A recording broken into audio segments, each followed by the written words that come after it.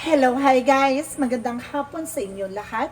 This is Chid Rodriguez from my Sagari channel, a faith healer, also mata reader. So ngayong hapon, natatigan natin na nagsabihin sa iyo ng ating mga gabay. So this is a weekly gabay for the month of February 14 hanggang February 20 for the sign of Gemini. So Gemini, welcome to my channel. Ano kayang messages, advices, and spirit guides ang ating masasaga for today's video? Kanino naman kayang energy o kaganapan sa buhay ng mga Gemini ang ating mahagilap. So guys, this reading is a general reading lamang, hindi lahat makaka-resonate. Kung lamang pa makaka-relate sa inyo, and comment down below kung kaninong energy ang ating nasagap. And because don't forget to like and subscribe my channel and hit the notification bell for more videos update. Because maraming salamat po sa mga walang sawang pag-suporta sa aking channel, lalo na yung hindi nag-i-skip ng ads na way pagpalay kayo na Diyos at may kapal, siksik, liglig na gumapo, ang biyay manubalik sa inyo. And of course guys, umpisa na natin ang laban for the sign of Gemini. Angel Spirit Messages, give me information po. Ano kaya gusto sabihin sa inyo ng ating mga kapatid na Gemini? So let's see. Tuklasin at alamin. Eto na. Angel Spirit, please give me information. Hi, Francis. So there's an intuition. So kailangan mo makinig sa intuitions mo, no? Kumbaga, it's either na nanaginip ka or meron kang ano dito. Kumbaga, marami kang signs na nasasagap or nakikita, no? Kumbaga, malakas ang pakiramdam mo. Sa madaling salita, malakas ang radar mo. And because there's a Nine of Pentacles, so there's a blossoming abundance. Maaring lalago or lalakas ang iyong negosyo o hanap buhay, magkakaroon ka ng promotions, or something madadagdagan ng resource of income mo. And because there's a Death card from month ending and a new beginning. May mga bagay na tatapusin na at matatapos na. And because there's a Six of Wands, so there's a victory success. So may mga bagay na mapagtatagumpayan. At the same time, there's an Ace of Sword. Kumbaga, magkakaroon ka ng something breakthrough. No? You are on the spotlight. So this is the moment na, kumbaga, nandun na sa hanay na, kumbaga, there's a mystery behind. May mga bagay dito na hindi mo pa nakikita. So tutuklasin mong makita. No? And because there is a white novel, so there's a possibilities na kumbaga bibigyan ka ng something divinity, so enlightenment, and because something, kumbaga, a good karma. So let's see what is the high priestess. And because there's an Eight of Wands, so there's a fast communication and fast movement. Some of you, there's a trouble with an unexpected moment. No? Maraming mensahe matatanggap ka, so hindi mo in-expect. And because there's a Nine of Cups, so there's a wish fulfillment. So may mga bagay na unti-unti na matutupad dito, no? Kumbaga pagdating sa finances, talagang, diba? Talagang pasabog. And because there's a Nine of Pentacles, kumbaga sinasabi dito, security. Secure mo lahat ng mga bagay-bagay. Tapusin mo na yung mga eksena mong wala sa lugar o wala sa kabuluhan.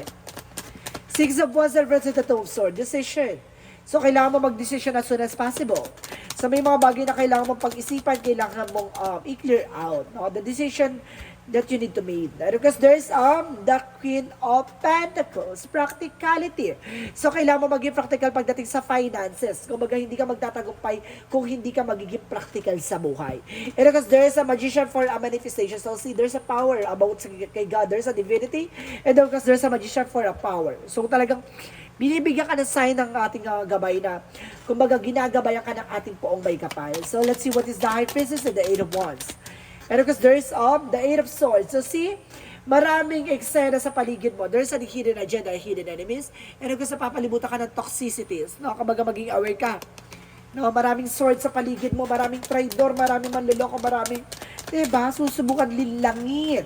Susubukan kang guluhin. And because there's a Four of Pentacles, alam mo dapat sa sarili mo yung growths mo. Saving and protect your power, protect your energy. So let's see what is the Death card and the Nine of Pentacles. So there's a Two of Wands. So there's a choices.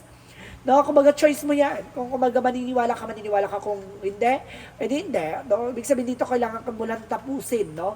Kailangan mo i-secure yung mga bagay-bagay. No? Hindi, kumbaga, hindi ka na dapat naniniwala sa mga sabi-sabi o hanash or kumbaga drama ng iba.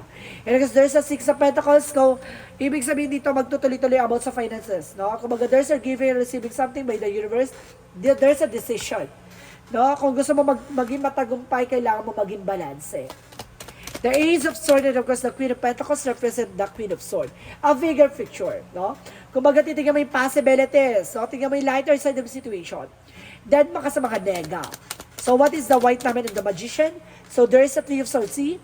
maraming naiinggit sa'yo. Yung pain na yan, kumbaga, yung mga sakit at sakripisyo na pinagdaanan mo, magiging kalakasan mo yan in the near future. So, let's see what is the outcome.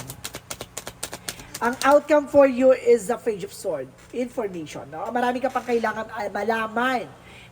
Marami ka pang kailangan alamin. Tuklasin. And of course, there's the full card, there's a leap of faith. Talaga susubukin ang pananampalataya at tiwala mo. And of course, there's the King of Pentacles, security, and of course, practicality.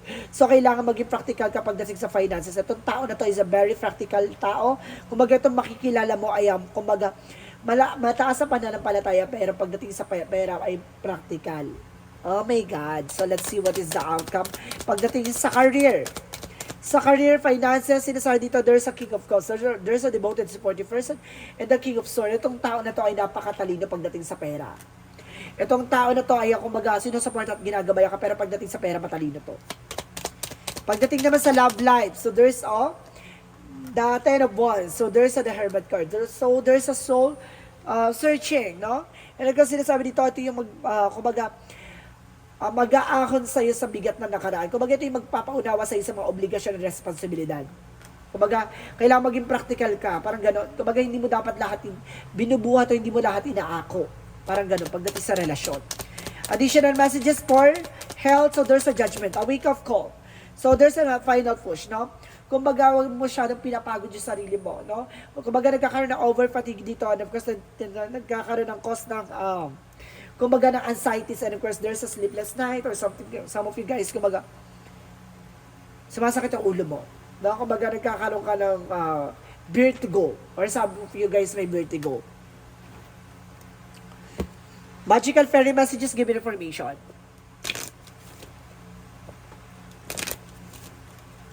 For magical fairy messages, so there's children. So some of you may mga anak na, no?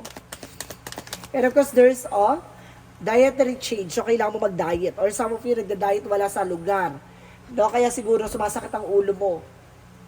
Baka pasmang gutom yan. Nako, kailangan mo magpakonsult sa doktor, ha? Or kailangan mo maglagay ng kapag may pasmang gutom ka, kasi maraming factor kung paano mo gagamutin yan, eh. No? Maraming nakasanayan sa mga nakaraang nakaraang panahon, yung mga sinaunang mga tao or mga ninuno natin na may ginagawa, yung parang pamahiin or something na, kumbaga, yung mga nakagawian na kapag may pasmang gutom, may nilalagay sa noo yan, eh. And there's a twin flame energy. So some of you, there's a twin flame. At the same time, there's thoughts, no? Kumbaga, kinukulong ka ng nung mga negative thoughts mo. There's a nurture, no? Pagdating sa mga bagay-bagay, nurture sa'yo, mapagmahal, maasikaso. Kumbaga, maano kang tao na mapagmahal ka. There's a guilt and sabotage. Some of you kaya pala nilalapitan ka ng mga sabotahe, no? Kumbaga, kumbaga, may lihim na galit or inggit sa'yo. Kumbaga, ito ngayon, there's an Eight of Swords. Lot of toxicities, no? Kumbaga, marami kang mensahe na tatanggap yung pala, toxic, and of course, pala yan, no? Kumbaga, sulsol or buyo. Mag-ingat ka, maraming galit at naiinggit sa'yo. Lapitin ka ng inggit at galit. And there's honor and trust your feelings. So, makikinig sa gut feeling mo, and of course, magtiwala ka sa nararamdaman mo. And there's a new beginning and fresh start. So, magkakaroon ka ng panibagong eksena at panibagong simula. So, let's see what is the romance angels. Pagdating sa love life, ano masasagap sa'yo?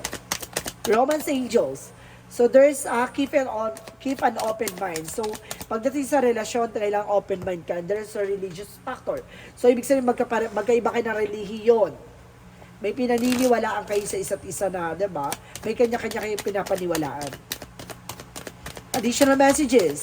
So, there's a big picture thinking. So, there's a possible na, kumbaga, there's a visionary. Kumbaga, tinitignan mo na kagad yung magiging possibilities ng mga eksena. Kumbaga, nagkakaroon ka ng adjustment sa sarili mo na, kailangan maging aware or something like that. Kumbaga, this is the possibilities na mangyayari, gato, ganyan. Kumbaga, alam mo na yung kailangan mo iwasan. And because there's a new earth. It's happening. Nangyayari na yung mga bagay na tama yung hinala mo or tama yung nasa isip mo. Ganon. Keep holding ambitions. Archangel Raphael messages. Have faith. So talaga susubukan ng pananampalataya at tiwala mo, ha? And there's yes. So there's a possible pagdating sa health mo, there's a yes. No, may mga bagay siguro na ang kasagutan na sa tanong mo ay yes.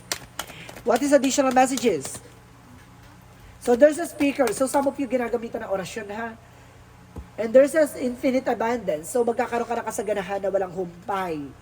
Magtutuloy-tuloy yan. There's a divine life purpose. Chakra messages. There's a guilt. O see? Alam nyo guys, double clarification, there's a guilt. May galit talaga tong gumagawa sa'yo ng hindi maganda. Ha? May ngit-ngit. May ngit-ngit to. And of course, there's a confusion. No? Maaring ginugulo ka nito sa isip mo, yung utak mo. Tina-target ito yung utak mo. Let's see what is Archangel Angel's answer. There's something better, no? May mas maganda pang eksena or may mas maganda pang bagay na or mayroon pang mas maganda pang eksena doon sa eksena mo. Parang ganon. And there's a will, see, the situation will improve. Na magbabago na yung sitwasyon.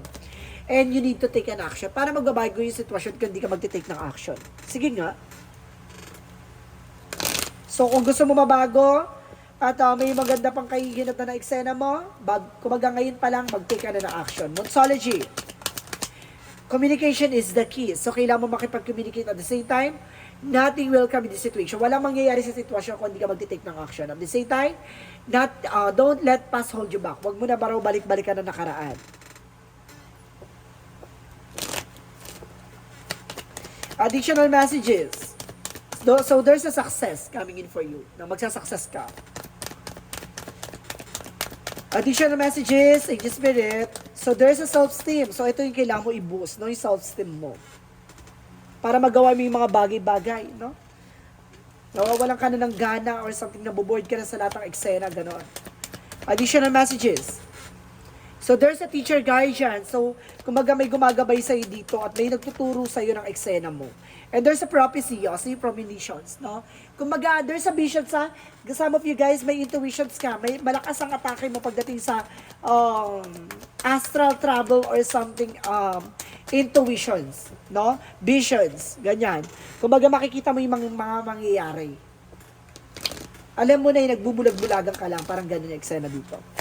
So, let's see what is additional messages for energy.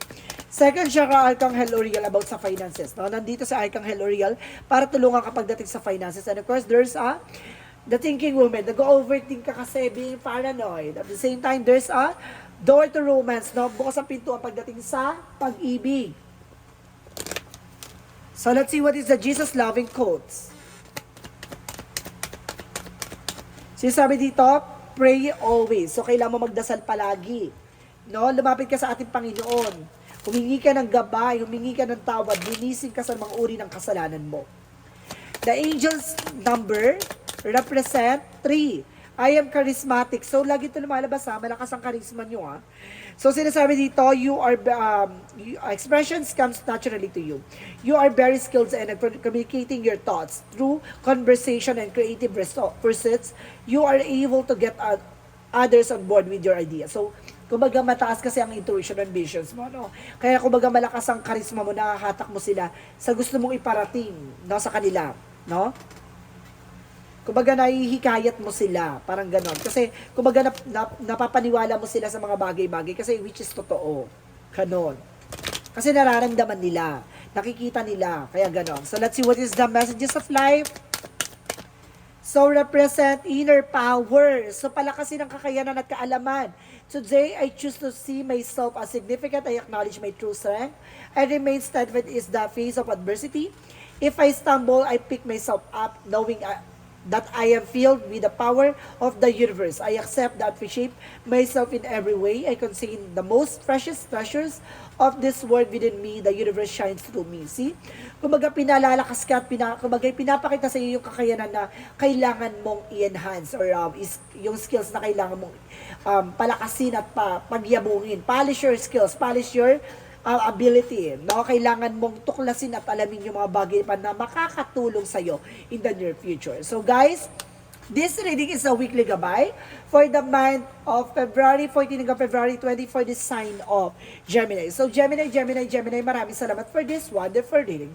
So once again, this reading is a general reading lamang, hindi lahat makaka-resonate. Kung lamang po makaka-relate sa inyo, and comment down below kung kaninong energy ang ating nasagap. And of course, don't forget to like and subscribe my channel. and hit the notification bell for more videos updated. Kasi maraming salamat po sa mga nag-share ng aking video sa mga uri ng social media platforms. Maraming salamat po. Lalo-lalo na guys yung hindi nag-skip ng ads, naway pagpalay ka ni Diyos at may kapal. Siksik, liglig na gumapa ang biyaya manubalik sa inyo. Of course guys, maraming salamat and see you in the next video. Bye-bye and babush!